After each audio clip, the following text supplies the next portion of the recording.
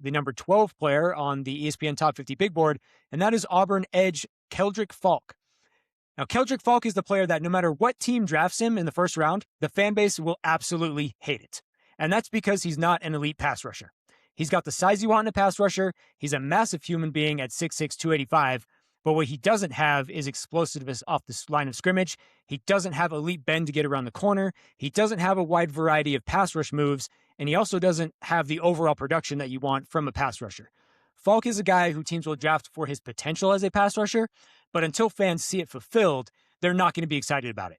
He's only 20 years old, and he's got the frame, he's got the motor and the effort, but he lacks a lot when it comes to rushing the passer.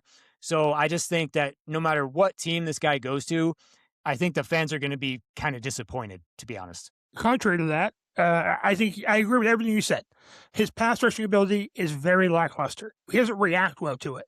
He's slow to get off the ball, but he's incredibly strong. He's got a 700-pound squat, a 415-pound bench, making him physically capable of doing anything. He can set the edge. He has his own anchor because of his just pure strength. And so what he lacks in the pass game, he makes up for in the run game. He doesn't have the size to move him inside the defensive tackle, but for setting the edge and keeping everything inside, I think he's going to be good on first and second down, keeping your outside run inside. And so I think they will take him. I think he will be a top 15, 32 teams. I think he'll be a top half of the first round, top 16 picks because of his run stopping ability.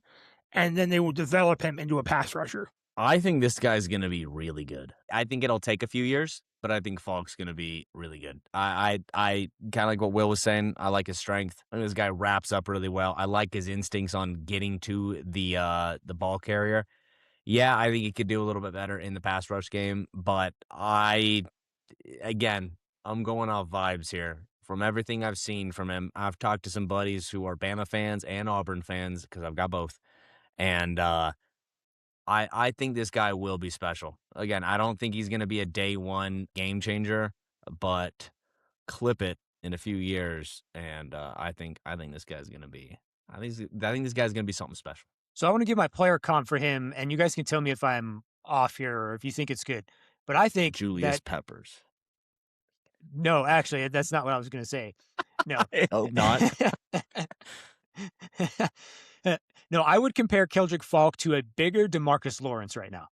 He's not going to be a consistent pass rusher who gets 10-plus sacks every year, but what he will always be is a very good run defender. So although he's not going to be an exciting player, at least not right away, I think he will have a significant role from day one because what he is right now is an NFL-ready run defender, and he gives you full effort on every play. He creates separation on his blocks. He doesn't get fooled by misdirection plays. He maintains his gap, and he puts himself in position to make the play against the run. I just think, like we already mentioned, he just needs to work on his pass rushing ability.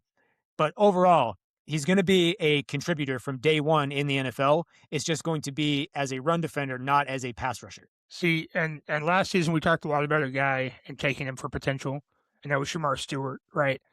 This guy, he's okay, but he's got the potential, and he's got all the intangibles, that you want with the size and the physicality.